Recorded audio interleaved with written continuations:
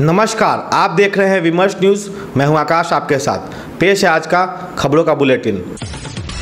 पटना में आज 1 जून को वोट डाले जाएंगे। बिहार में अंतिम 7वें चरण का मतदान 8 सीटों पर किया जाएगा। मतदान संबंधी देखिए एक रिपोर्ट।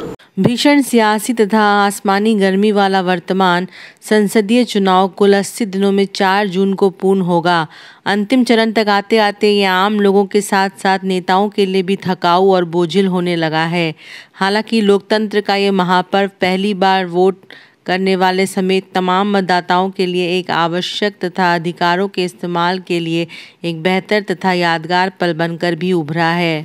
निःशुल्क वाहन मतदाताओं को बूथ तक पहुंचाने के लिए जिले में दिव्यांग 85 साल से अधिक उम्र के मतदाताओं गर्भवती को बूथ तक लाने जाने की वाहन की सुरक्षा उपलब्ध कराई गई है।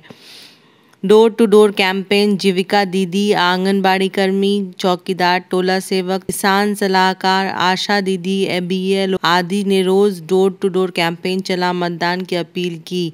मोबाइल से मैसेज भेजे। घर बैठे मतदान आयोग ने बुजुर्ग एवं दिव्यांग मतदाताओं के लिए घर बैठे मतदान के इंतजाम किए। इसका लाभ भी बड़े पैमाने पर लोगों ने उठाया।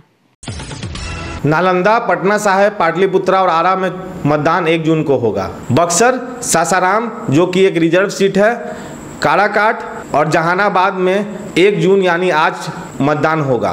2019 में इन सीटों पर NDA की जीत हुई थी। निर्मला सीतारमण ने लोन माफ करने के संदर्भ में विपक्ष को जवाब दिया। वित्त मंत्री निर्मला सीतारमण ने कहा है कि लोन डिफॉल्टर्स के साथ किसी तरह की रियायत नहीं की जा रही है और ED ने अब तक 64,920 करोड़ की संपत्ति अटैच की है। उन्होंने कहा कि इस तरह के 1105 डिफॉल्टर अब भी जांच के दायरे में हैं। विपक्ष के आरोपों का जवाब देते हुए वित्त मंत्री ने कहा कि मोदी सरकार में किसी भी उद्योगपति का कर्जा माफ़ नहीं किया गया है। उन्होंने कहा विपक्ष झूठ बोलने और अफवाह फैलाने का आदी हो गया है। विपक्ष के लोगों को लोन वेवर और राइट ऑफ में भी फ़र्क समझ नहीं आता है। 2015 में मोदी सरकार ने RBI को एसेट क्वालिटी रिव्यू के लिए प्रोत्साहित किया। इसके बाद 10 लाख करोड़ से ज़्यादा के NPA का पता चला। बहुत सारा NPA बैंकों की बैलेंस शीट में छिपा हुआ था। इसके बाद सरकार ने 4R की रणनीति अपनाई। इसमें रिकॉग्नाइजेशन, रिजोल्यूशन, रिकैपिटलाइजेशन और रिफॉर्म्स शामिल हैं। बैंकों को 3.10 लाख करोड़ से रिकैपिटलाइज किया गया।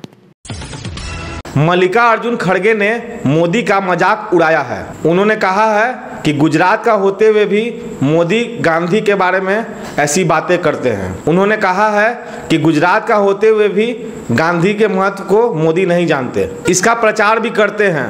आगे देखिए ये रिपोर्ट। प्रधानमंत्री नरेंद्र मोदी के महात्मा गांधी को लेकर दिए बयान पर कांग्रेस अध्यक्ष मल्लिकार्जुन खड़गे ने निशाना साधा।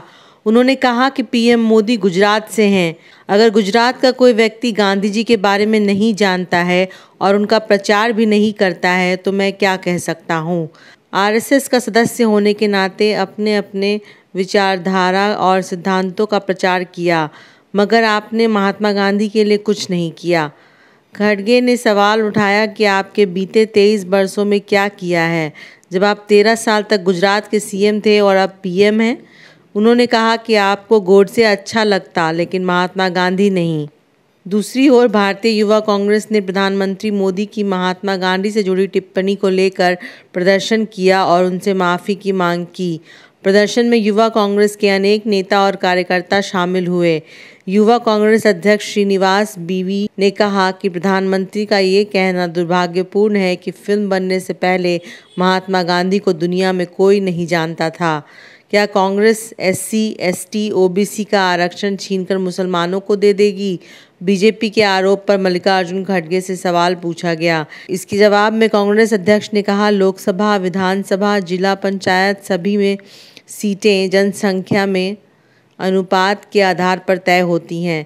हर राज्य वहाँ की जनसंख्या के अनुपात के आधार पर आरक्षण देता है। हमारा आरक्षण छीनकर इनको देने का सवाल कहाँ से आया? सुप्रीम कोर्ट के चीफ जस्टिस सहित 3 जजों के बेंच ने प्रमोशन के अधिकार पर टिप्पणी की है। देश की सर्वोच्च अदालत ने सरकारी नौकरी में प्रमोशन को लेकर बड़ी बात कही है। कोर्ट ने कहा है कि सरकारी कर्मचारियों को प्रमोशन देने के मानदंडों का संविधान में कहीं भी जिक्र नहीं है। कोर्ट ने कहा कि सरकार और कार्यपालिका प्रमोशन के मानदंडों को तय करने के लिए स्वतंत्र है। मुख्य न्यायाधीश DY Chandrachud, justice JB Pardiwala और मनोज मिश्रा की पीठ ने अपने फैसले में कहा, भारत में कोई भी सरकारी कर्मचारी प्रमोशन को अपना अधिकार नहीं मान सकता है, क्योंकि संविधान में इसके लिए कोई मानदंड निर्धारित नहीं किया गया है। आपको बता दें कि गुजरात में जिला न्यायाधीशों के चयन पर विवादों पर अपना फैसला सुनाते हुए पीठ ने ये बात कही है। न्यायमूर्ति पारदीवाला ने फैसला लिखते हुए कहा, हमेशा ये धारणा होती है कि लंबे समय से काम कर रहे कर्मचारियों ने संस्था के प्रति वफादारी दिखाई है और इसलिए वे अपने करियर में संस्था से भी इसी तरह के व्यवहार के हकदार हैं। उन्होंने आगे कहा कि पिछले कुछ वर्षों में सुप्रीम कोर्ट ने लगातार ये फैसला सुनाया है कि जहां योग्यता और वरिष्ठता के सिद्धांत पर प्रमोशन देना तय है, वहां योग्यता पर अधिक जोर दिया जाना चाहिए। अंतिम खबर को देखिए, यह आर्थिक बुलेटिन है। 100 टन सोना रिजर्व करने की खबर के बाद जीडीपी की खबर सुनिए। पिछले साल सकल घरेलू उत्पाद यानी जीडीपी 8% तक बढ़ा है। चीन में 5% से कुछ ज़्यादा तक बढ़त हुई। दिसंबर तक जीडीपी की बढ़त दर 8.6% हो गई थी। एक साल पहले के मुकाबले जीडीपी के अच्छे संकेत मिल रहे हैं। पटना और उसके अलावा बचे 7 लोकसभा क्षेत्रों के लिए यही अपील है कि वोट डालने जरूर जाएं।